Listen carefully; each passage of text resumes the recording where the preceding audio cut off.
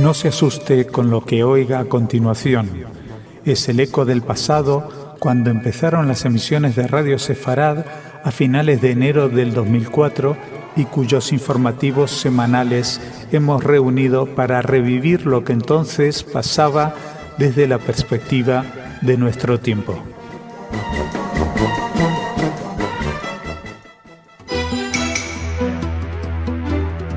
Señoras, señores, bienvenidos a nuestro espacio informativo. Al cierre de esta edición eran 42 las víctimas mortales que había dejado detrás el incendio más grande de la historia de Israel.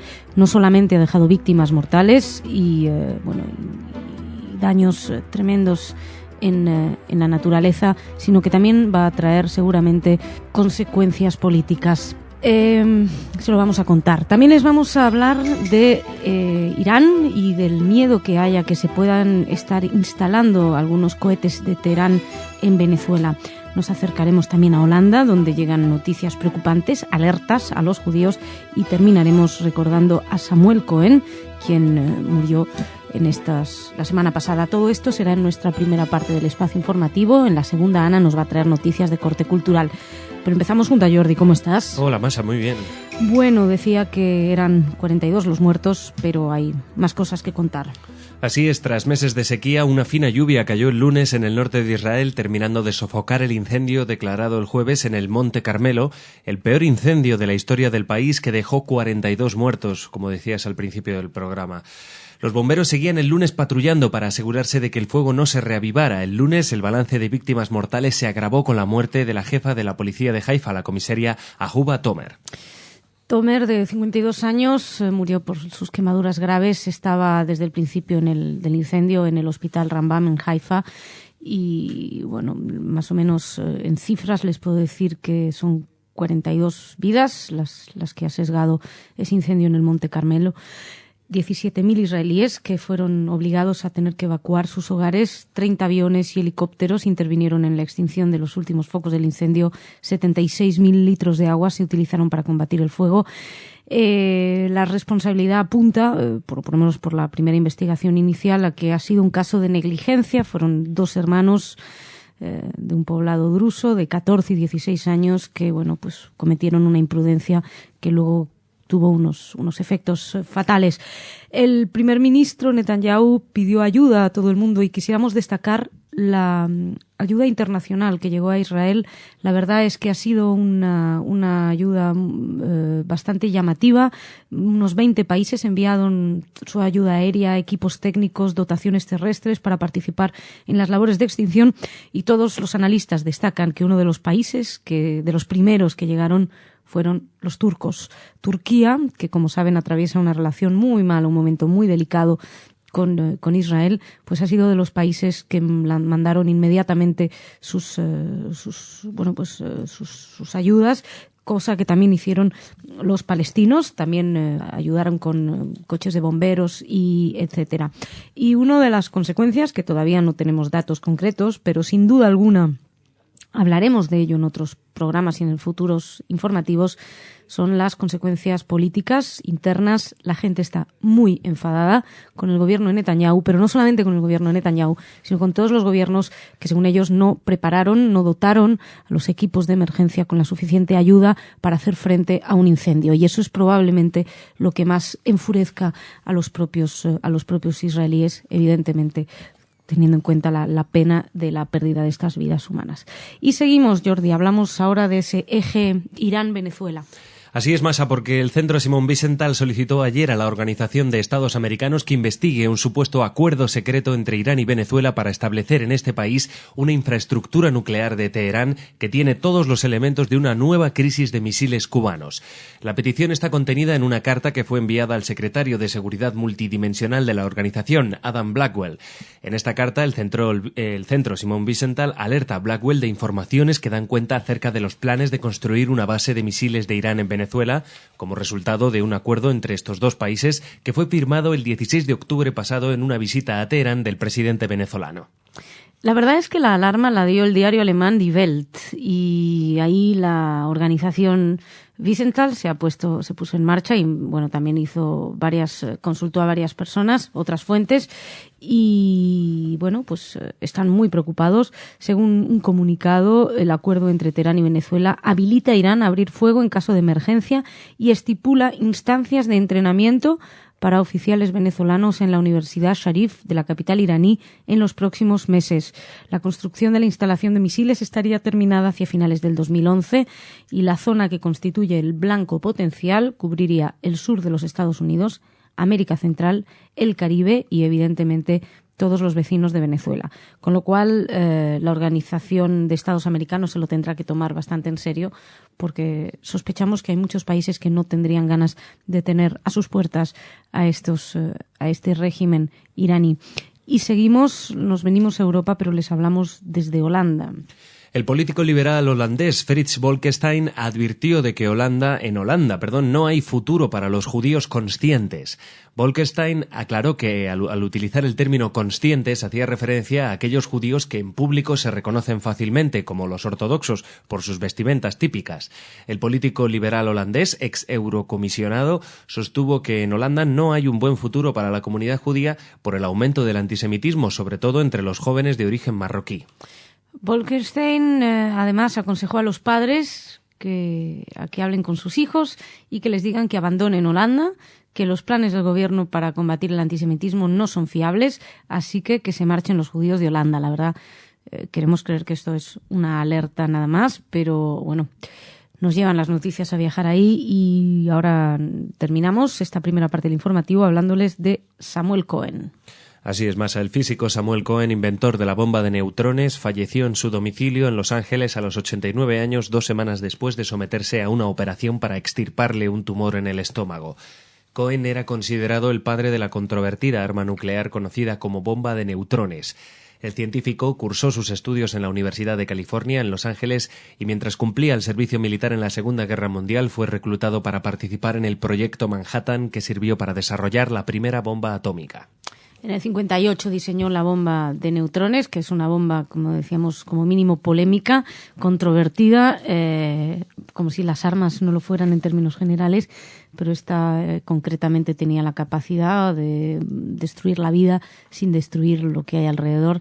El caso es que algunos países la hicieron fabricar, Estados Unidos con Ronald Reagan, Francia, China, pero ahora se sospecha que no hay más o se cree que no hay más, por lo cual, pero bueno, sí se cree que Estados Unidos las hizo destruir después todas. Jordi, muchísimas gracias. Gracias, Masa. Hasta mañana. Hasta mañana. Nosotros seguimos aquí porque vamos a hablar de cultura.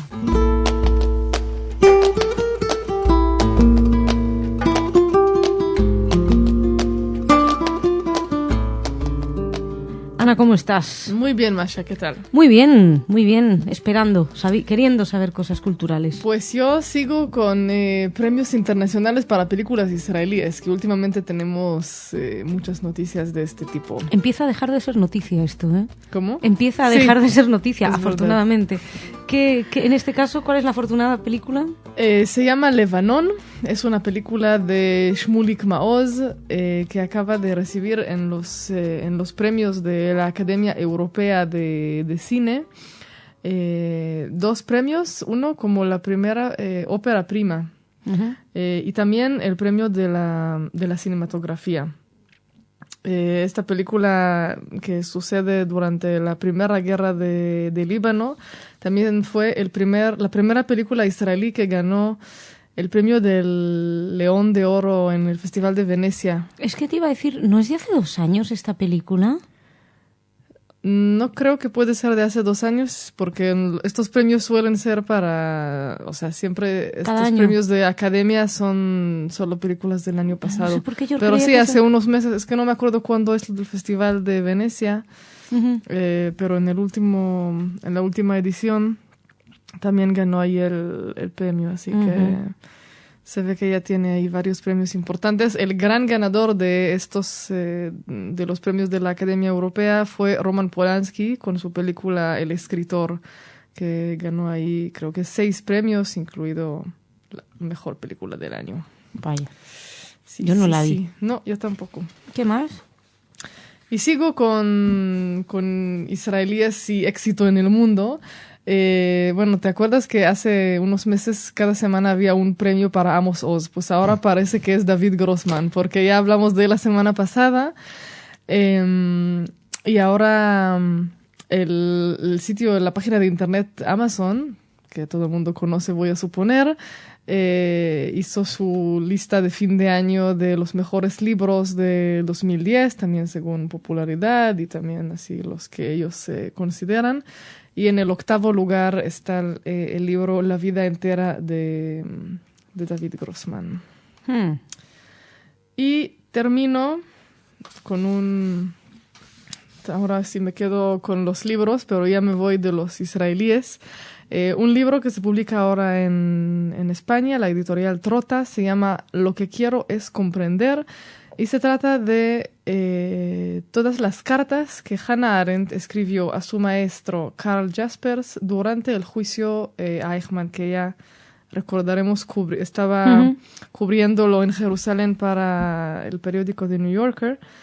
¿Pero no estaban ya publicadas todas estas cartas? Pues parece que en español no. Porque aquí dice que es una edición inédita en español de las cartas a Karl Jaspers. Bueno, pues bien relleno hoy el programa. Muchas noticias. Ana, muchas gracias. Gracias. Señoras, señores, muchísimas gracias. Volvemos mañana.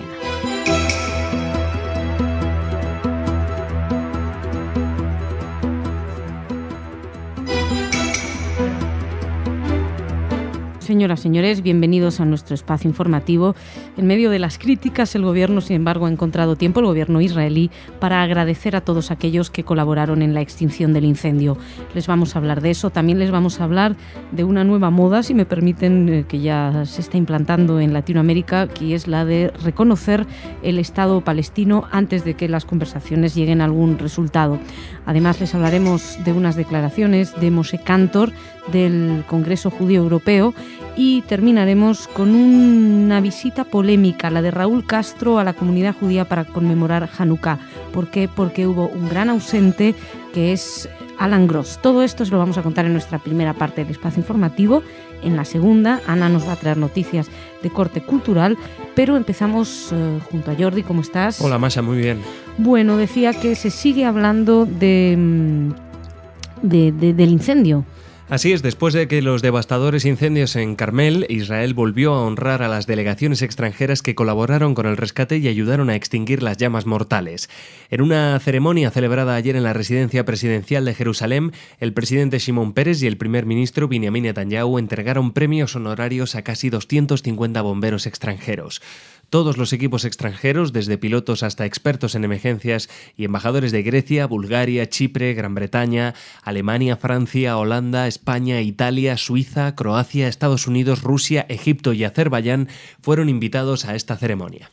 Efectivamente, pues una ceremonia de agradecimiento en la que Netanyahu mencionó a los equipos de rescate turcos que ayudaron en los esfuerzos y también dijo que se vería, pero que ellos iban a devolverle la ayuda en algún momento a Turquía. También destacó que desde hace años Israel ha ayudado a otros y Pérez, el presidente, por su parte, dijo que agradeció a los que tuvieron el valor para ir a ayudar, pero dijo que la esperanza de Israel es que si se cree que se puede luchar contra la madre naturaleza, se puede superar la hostilidad, unir y establecer la paz entre todas las naciones. Y seguimos, les hablamos ahora del reconocimiento del Estado palestino. El portavoz de la Autoridad Nacional Palestina, Gassam Hatib, dijo estar muy satisfecho con la decisión adoptada por Argentina y Brasil de reconocer el Estado palestino según las fronteras de 1967.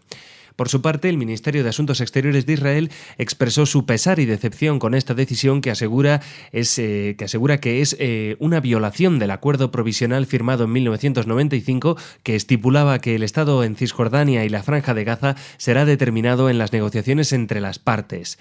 La directora del Departamento para América Latina de la Cancillería israelí, Dorit Shavit, declaró a la BBC que el reconocimiento de un Estado palestino socava el proceso de paz, ya que reduce la motivación de los palestinos para reanudar las conversaciones de paz. Básicamente la cosa está así. Los palestinos dicen que, claro, que como no se avancen las negociaciones, tienen que hacerlo por su lado y están amenazando, de alguna manera, en declarar unilateralmente el Estado palestino, que, por cierto, no son ni Argentina ni Brasil los primeros países en reconocerlos. Ya lo ha reconocido muchos países. Creo que se habla de cientos de países o 100 países más o menos entre África y Asia. Y esto es lo que dicen los palestinos de por qué han empezado esta campaña. Por su lado, los israelíes dicen que si ya se les está reconociendo independientemente en las conversaciones, ¿qué interés tienen las conversaciones? Precisamente las conversaciones están hechas para llegar a acuerdos territoriales, siempre en función de eso que se decidió en 1945. Uruguay ha dicho que también lo va a reconocer ahora en 2011, mientras que Francia dijo que no se iba a anticipar y que la reanudación de las conversaciones de paz serán quienes llegarán a la creación de un Estado palestino viable y que la cuestión es dejarles que hablen. En fin, así están las cosas. Nosotros avanzamos y les hablamos de la preocupación del estado de los judíos en Europa. El presidente del Congreso Judío Europeo, Moshe Kantor, manifestó su gran preocupación por el éxodo gradual de los judíos del viejo continente. Al término de un encuentro entre líderes religiosos musulmanes y judíos, Kantor explicó que la comunidad judía en Europa se va reduciendo a un ritmo del 5% anual porque sus miembros se trasladan a Israel o a Estados Unidos, donde la calidad de vida es mejor y hay menos antisemitismo. Kantor agregó que la cantidad de graves manifestaciones antisemitas en diversos países se duplicó a lo largo del último año. La verdad es que es un llamado bastante preocupante. En el mundo viven actualmente unos 14 millones de judíos, según explicaba el Congreso. Y este Congreso fue fundado en el 86, tiene sede en París, representa más de 2,5 millones de judíos distribuidos en 42 países europeos. Y esta voz de alarma es verdad que nos llevamos haciendo eco de pequeñas historias por separado. Por ejemplo, hablamos de los judíos de Malmö en Suecia, hemos hablado de judíos que se tienen que marchar. Lo que pasa es que no se había hecho una especie de visión global, que es lo que aportaba el presidente del Congreso Judío Europeo. Vamos a estar cercanos a esta información. Y ahora terminamos con una noticia que parece amable, pero que el Washington Post no la ha visto como nada amable. Eso es más, el diario The Washington Post acusó en su editorial de cínico a Raúl Castro por su visita a una sinagoga durante la fiesta judía de Hanukkah sin mencionar al judío estadounidense Alan Gross. Este diario señala que a Gross, detenido en Cuba hace un año, no se le han presentado cargos, pero todos los pedidos por su libertad han caído en oídos sordos. Gross sufre parálisis parcial en una pierna, mientras que una de sus hijas padece un cáncer de pecho. La cuestión es que están indignados por eso, porque no se mencionó una sola vez el nombre de Alan Gross. Les cuento, la noticia es que es por primera vez que Raúl Castro aparecía con la comunidad judía en una celebración como la de Hanukkah. Vestía un traje, llevaba la kipá y fue quien encendió la primera vela de la menorá. Así que realmente tuvo todos los honores. Agradeció a sus anfitriones por una tarde muy agradable y dijo que esperaba tener más tiempo en otra ocasión para poder hablar con, cito textualmente, la comunidad hebrea en Cuba y la fabulosa historia del pueblo hebreo. Sin embargo, como nos comentaba Jordi, el Washington Post no le ha costado nada, le parece cinismo, ya que no han hecho referencia a este ciudadano americano acusado de espionaje, pero sin que se haya realmente presentado cargos, con lo cual la acusación no existe realmente. Según el Estados Unidos, la detención es un gran obstáculo para mejorar los lazos entre los dos enemigos de la Guerra Fría y se está pensando que lo quieren utilizar como moneda de cambio. Gross es nativo de Potomac, de Maryland, fue detenido el 3 de diciembre de 2009 y su familia ha negado rotundamente que tuviera cualquier relación con espionaje, diciendo que lo que él hizo fue el equipo de comunicaciones para el uso de la comunidad judía local. Pues así ha sido vista esta noticia por Washington Post. Jordi, muchísimas gracias. Gracias, Masha. Nosotros seguimos, vamos a hablar de cultura con Ana.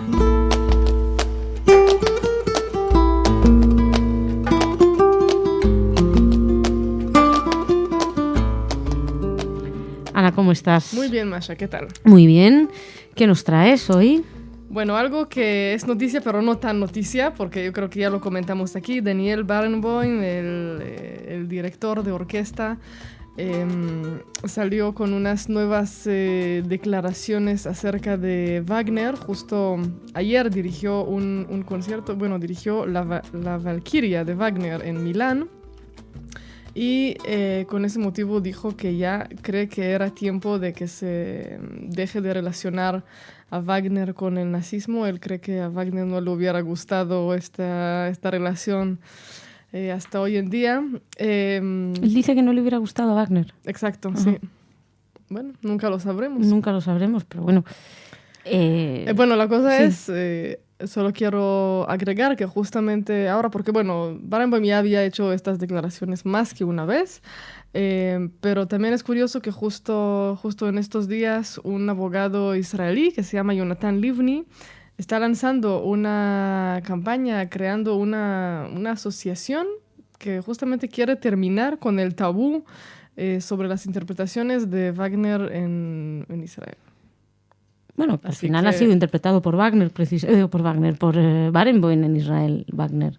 ¿Sí? Sí, creo que a principios de los 90 consiguió interpretar... Puede ser, pero fue así como un caso aislado y desde entonces hay problemas. Y te acuerdas que hace poco los problemas con la bisnieta que quiso ir a Israel porque quería invitar a la orquesta de Israel. Está bien, porque no hay problemas en Israel. Este es un tema importante. Este es importantísimo. Es que en el mundo cultural eso es... ¿Qué más tenemos? Bien, y ahora les voy a contar sobre unos libros de cómics que últimamente parece que hay muchísimos, por lo menos relacionados con temas judíos o la Segunda Guerra Mundial. El primero es de manga, de este arte japonés, Osamu Tezuka, que es así un maestro... ya falleció en el 89, o sea, lo que pasa es que recientemente fue publicado en español este libro. Se llama Adolf y cuenta la historia de 3 personas que se llaman Adolf. No solo Adolf Hitler es uno de ellos, pero los otros 2 viven en Japón. Uno es judío y uno no. Y hay toda una historia con unas actas que se supone que van a probar que Hitler tiene origen judío y unos quieren publicarlo, los otros quieren destruir los documentos, así como una historia, una reflexión manga acerca del ¿y si Hitler fuera judío? Ya lo hemos visto también eso en otras películas, etc. Corramos un tupido velo. Sí. Y termino con Sarah Glidden. Ella es una joven judía de Nueva York que está publicando ahora en Estados Unidos su primer libro de cómic que se llama, lo voy a traducir al español, algo como ¿Cómo comprender Israel en 60 días o menos? Ella dice que, cuenta que siempre ha tenido así un prejuicio un poco negativo hacia Israel. Dice que los judíos de Estados Unidos automáticamente tienen que admirar a Israel y que no siempre se acepta bien la crítica y eso siempre le ha molestado, pero nunca ha ido. Entonces la gente le decía, tendrías que ir y averiguar por ti misma qué piensas de este país y de su conflicto. Y lo hizo hace unos 2-3 años y ahora lo cuenta todo en este cómic donde pues descubrió que no era tan sencillo, no era tan claro quién era bueno, quién era malo y cómo están las cosas. O sea que por fin lo comprendió. Bueno, lo intenta. Bueno, pues Ana, muchísimas gracias. Quiero contarte una cosa más, ya que estamos con cómics ¿sí? y con Hanukkah. Vale. Que vi una viñeta que explica a los niños de hoy, los niños del siglo XXI, cómo se puede comprender la fiesta de Hanukkah. Uh-huh. Entonces, la explicación es que es como un teléfono móvil que solo tenía batería para un día y duró 8. Me parece buenísimo. Señoras, señores, no sé si habremos comprendido Israel, pero Hanukkah explicado para hoy en día es muy Exactamente. Bueno. Muchísimas gracias, ahora sí, y hasta mañana, señoras, señores, ustedes también, muchas gracias. Hasta mañana, Hag Sameach, y seguimos aquí en Radio Sefarad.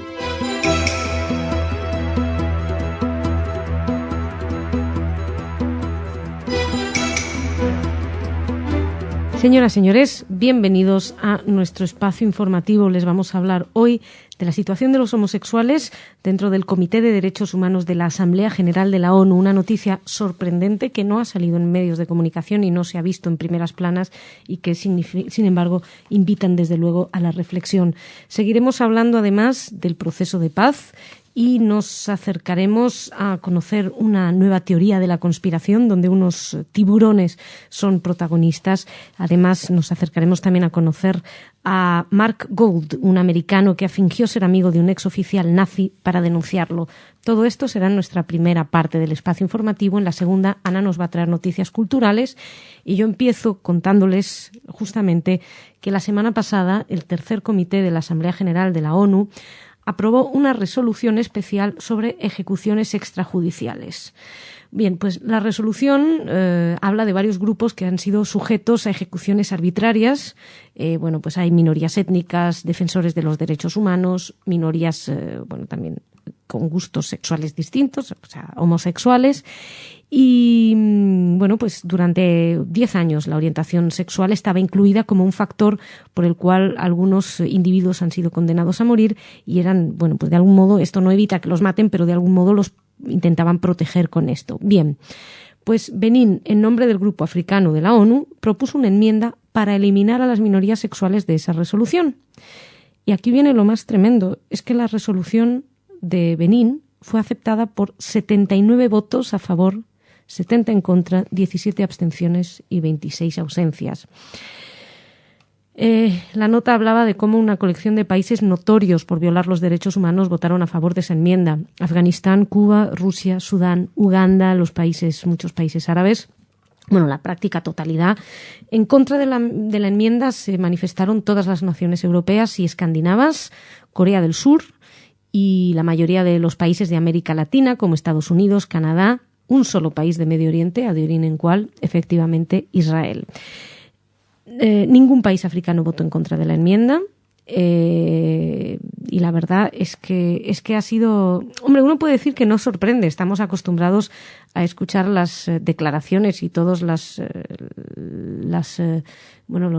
decisiones del Comité de Derechos Humanos de la Asamblea General de la ONU, que, como saben, se caracteriza, entre otras cosas, por acusar a Israel de todos los males del mundo. Sin embargo, lo que a mí sí que me ha sorprendido y es que no haya sido mencionada en los medios de comunicación esta decisión.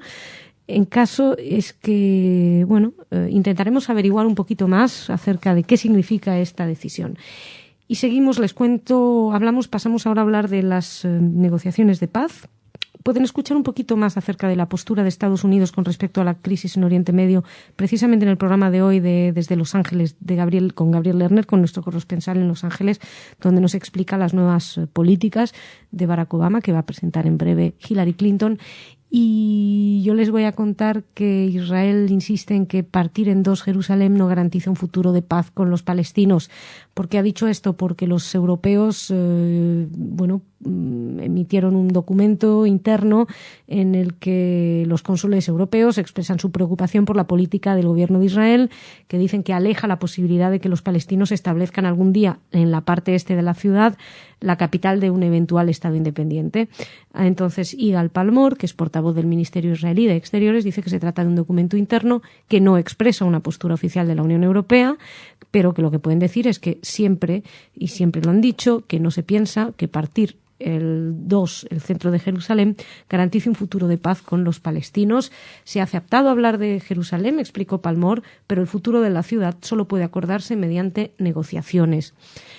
Bien, más cosas. Les hablaba de una nueva teoría de la conspiración. Resulta que un tiburón mató a una turista alemana en las aguas del Mar Rojo hace unos días. Bien, pues parece ser que en Egipto se están escuchando unas teorías muy interesantes. Esta noticia se la traigo de la agencia EFE, pero lo hemos podido leer por Salemergui en El Mundo y por varios medios de comunicación. Dicen que hay varias hipótesis que intentan justificar la violencia de estos tiburones últimamente. Y una de ellas, adivinen quiénes son los responsables: el Mossad. Efectivamente, porque según parece ser que el Mossad podría estar detrás de esta locura de los tiburones. ¿Por qué? porque sería para dañar el turismo egipcio. Se ve que le interesa mucho al Mossad el turismo egipcio y se dedica a entrenar tiburones asesinos para perjudicarles. No se crean que es la única teoría, ¿eh? Hay otra, que dicen que tiene que ver también con que se están haciendo pruebas nucleares en la zona y que entonces esto calienta el mar y los tiburones se vuelven locos porque calienta el mar y entonces se vuelven muchísimo más agresivos de lo que habían sido hasta ahora. Al parecer los tiburones han atacado últimamente a los turistas, según Mustafa Ismail, es porque ha visto cómo han colocado ahí estos tiburones malos, los han colocado intencionalmente en las aguas. Y ustedes dirán, ¿quién es Mustafa Ismail? ¿Será un ministro de algo? No, es un buceador que andaba por ahí buceando y es su teoría. También dijo que había visto un buceador israelí que le había dicho hace 3 meses que habían encontrado un tiburón que llevaba un GPS y que estaba programado para ir hacia Egipto. Las conversaciones entre buceadores egipcios e israelíes es lo que tienen. En fin, esto es una teoría que si no fuera porque en el pasado hemos aprendido que las teorías de la conspiración pueden hacer muchísimo daño, uno se podría reír, pero hay que tener cuidado porque ya en la red se está apoyando probablemente esta teoría. Y seguimos. Vamos terminando con una noticia sorprendente, como mínimo, no por ello necesariamente... la noticia en sí es cierta.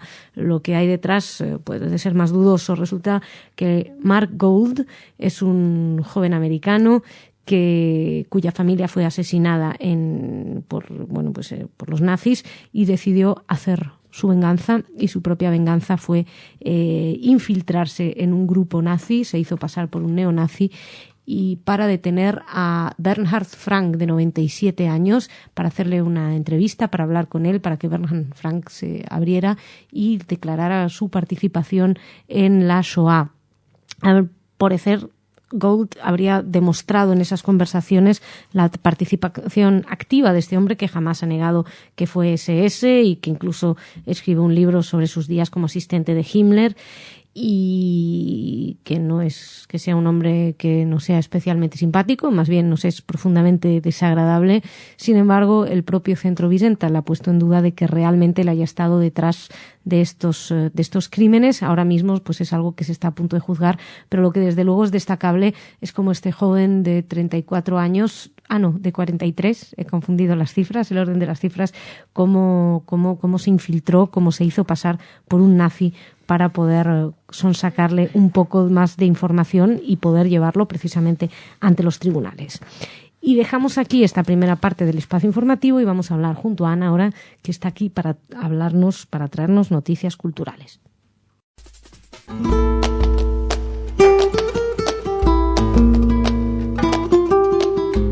Ana, ¿cómo estás? Bien, Masha, ¿qué tal? Muy bien. Cuéntame qué me traes hoy. Primero les traigo una exposición que pueden ver en estos días en Jaén. La organiza el Patronato de Cultura del Ayuntamiento de Jaén con la Embajada de Israel en España y la Asociación Juventa. Es una exposición fotográfica sobre el muro de las lamentaciones. Son fotografías de la israelí Michal Ronen Safdie, la idea es mostrar la vida cotidiana alrededor del Muro de las Lamentaciones, que además me parece muy buen momento. ¿Te acuerdas que hace poco diste la noticia sobre que decían que el Muro de los Lamentos no era realmente... Sí, una de las nuevas cosas absurdas. Parte del templo judío, ¿no? Así que... Bueno, el templo en sí tal vez, ¿no? Sí. Pero venían a decir que no tenía ninguna relación con el judaísmo. Con el judaísmo, algo así medio absurdo.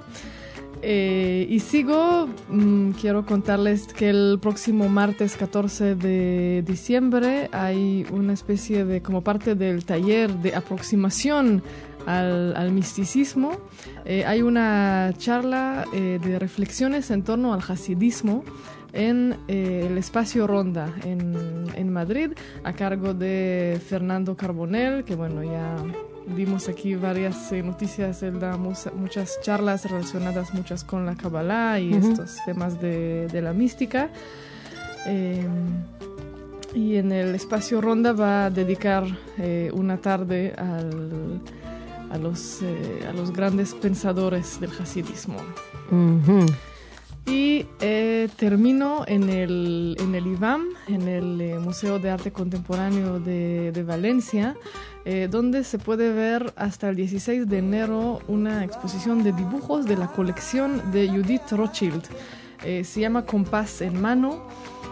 Ella era una pintora bastante destacada, pintora abstracta, ya muy conocida en los Estados Unidos.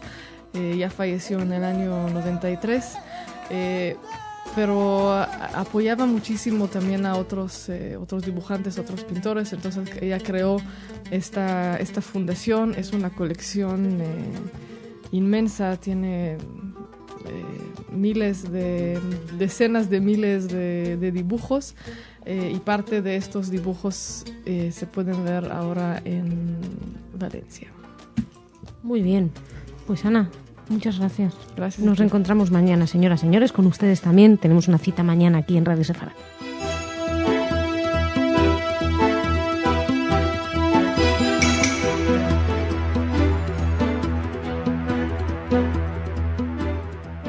Señoras, señores, bienvenidos a nuestro espacio informativo.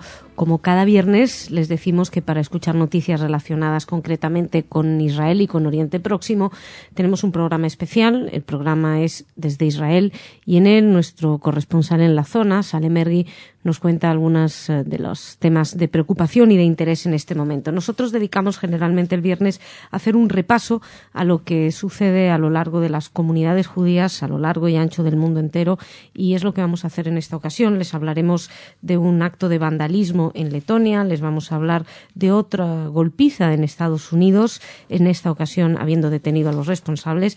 También vamos a hablar de los fondos para supervivientes de la Shoah en Alemania y terminaremos con un disfraz nazi que se han tenido que retirar en Japón de las tiendas. Todo esto será en la primera parte del espacio informativo.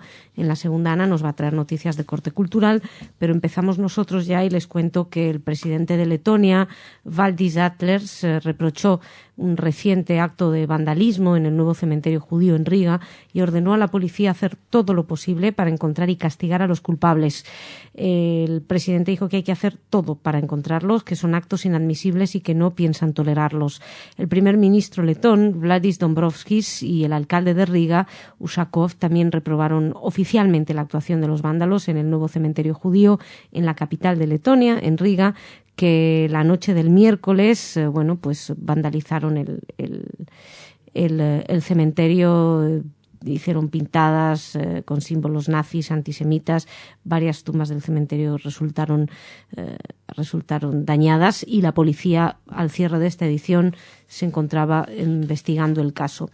Investigando el caso también, si recuerdan, la semana pasada nos contaba Jordi, había sido el caso en Williamsburg, donde había sido agredido de una manera bastante violenta un judío en la calle que había tenido, que le habían destrozado la mandíbula absolutamente. Era Weidmann, era el nombre de la víctima, Weinberger. Pues volvieron a agredir estos mismos responsables, también en Williamsburg, en unas condiciones muy parecidas. En este caso, a Moshe Gutman, de 44 años de edad, fue atacado exactamente en la misma zona, también con la misma violencia gratuita. Fue cerca de la Yeshiva Berja Torah, en la calle de Wallabout, y lo agredieron. Y una vez más salieron corriendo los agresores. No habíamos contado la semana pasada la dificultad de descubrirlos porque nadie los había visto bien, pero en este caso Gutman empezó a gritar y enseguida los guardias atraparon a los sospechosos cuando estaban escapando. Se trata de dos jóvenes de 14 y 15 años de edad que después confesaron ante la policía que sí, que habían estado implicados también en la agresión a Weinberger y van a ser llevados ante un tribunal por delito de xenofobia. estas cosas que uno no puede entender porque son judíos norteamericanos, agreden a judíos norteamericanos, pues tendrán que ser llevados a tribunales por delito de racismo o de antisemitismo, pero no de xenofobia. En cualquier caso, serán juzgados como adolescentes, aunque se está pidiendo que sean juzgados como adultos, dado que los hechos han sido muy graves. Más cosas, les hablo ahora de Alemania, que va a duplicar los fondos para los supervivientes de la Shoah. El gobierno alemán accedió a duplicar ese dinero, aumentando la cantidad a $146 millones en todo el mundo para el 2011. Lo anunció así la Conferencia de Reivindicaciones Judías contra Alemania. Fue una decisión anunciada una semana después de que se difundiera una acusación formal contra 17 personas, lo recordarán aquí, debido a un fraude masivo a dinero para las víctimas de la Shoah. El aumento de fondos representa una victoria para esta conferencia de reivindicaciones, aunque a pesar de que incluso algunos de sus empleados fueron acusados. Pero han trabajado en conjunto con el gobierno alemán a lo largo de la investigación de ese fraude directamente, la conferencia, y gracias a ellos precisamente se pudo destapar el fraude y se pudo detener a los acusados, a los responsables. No ha habido ninguna declaración así oficial, más allá de que esto es lo que se ha decidido. Y sigo contándoles que en Japón, y terminamos con esta noticia, la primera parte del informativo, una cadena de tiendas de descuento en Japón tuvieron el martes que anunciar que van a retirar de sus ventas un disfraz nazi, porque ha habido varias quejas de organizaciones judías estadounidenses. El disfraz consistía en una chaqueta negra con un brazalete de tela, con una svástica. La bolsa del disfraz tiene una imagen alusiva a Hitler y lleva escrita la frase Heil Hitler en caracteres japoneses. Y que es curioso el nombre de la cadena minorista Don Quijote Company. La verdad es que probablemente Don Quijote sea lo más alejado a esto de lo que pueda haber. Lo vendía en $60 en 2 de sus establecimientos en Tokio. Uno de ellos está ubicado en Ginza, que es un distrito comercial muy exclusivo. La tienda Don Quijote dijo que retira el producto a solicitud de una carta del Centro Simon Wiesenthal. Y la misiva el lunes fue hecha por el Centro Wiesenthal, explicaba que los nazis asesinaron a 6 millones de judíos y a otros inocentes durante la Segunda Guerra Mundial. Y la portavoz de Don Quijote Company dijo que responden plenamente a la carta y que han actuado en consecuencia dentro de la compañía, así que ha sido una decisión que han tomado muy bien, muy rápidamente. Y dejamos esta primera parte del informativo y nos vamos ahora con Ana, que ya está aquí, que viene a hablarnos de cultura.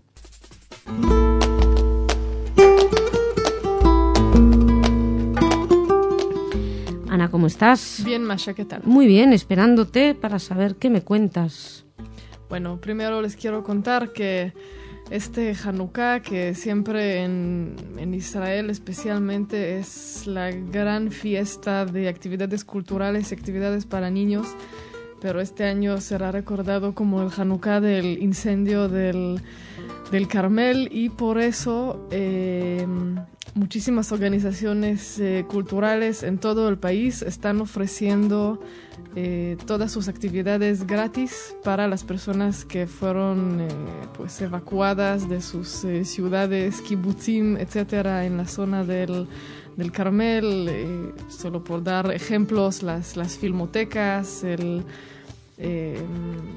jardín botánico de Jerusalén, teatros, parques, realmente todos ofrecen entradas, además de todo tipo de acogida y ayuda para estas personas. Muy bueno. Sigo contándoles que el próximo 10 de febrero comienza el Festival Internacional de Cine de Berlín, que se acaba de anunciar que su estreno, su inauguración, va a ser con la nueva película de los hermanos Coen. Esta película se llama True Grit, que se llama algo como valor verdadero o algo así. Quién sabe cómo le van a llamar en español, pero creo que todavía La fuerza no. del destino, o sí, juntos pero no revueltos. No, bueno, tal vez ya tiene nombre, porque ahora veo que es realmente una nueva versión de una película de John Wayne de los años 60, por lo cual deberían mantener el nombre que tenía esa película de John Wayne sobre una chica de 14 años cuyo padre es asesinado y ella pues sale ahí a buscar al asesino para tener su venganza. Uf, ya lo promete ser buscaremos. violenta esta película. Sí, pero bueno, ya lo veremos, quién sabe. Y termino con una historia alrededor de un cuadro de Pissarro que se encuentra en el Museo Thyssen en Madrid. Bueno, la historia también tiene otra parte, que hace unos años se encontró un barco, probablemente un barco español hundido por la flota británica, y hay ahí todo un conflicto acerca de quién se va a llevar las miles de monedas de plata que se encontraron en este barco. Y parece que ahora hay una propuesta por parte de Estados Unidos de entregar a España estas monedas de plata, lo encontrado en este barco, a cambio de un cuadro de Pissarro. Este cuadro que perteneció a la familia del judío Claude Cassirer, que eran de Alemania, y él vivió en Estados Unidos, falleció hace pocos años. Y su hijo sería el heredero, y hay ahora se está hablando de un intercambio, que eso es curioso porque normalmente estas demandas por conseguir obras que fueron robadas por los nazis durante la Segunda Guerra Mundial, pues simplemente se hacen las demandas, y hay muchos juicios y siempre hablamos de eso. Entonces esta idea de intercambio del tesoro del barco español a cambio del cuadro del Thyssen me parece curioso. Pues sí, como mínimo. Pues muchísimas gracias, Ana. Shabbat Shalom. Shabbat Shalom. Señoras, señores, muchísimas gracias por su atención. Shabbat Shalom, que pasen un buen fin de semana.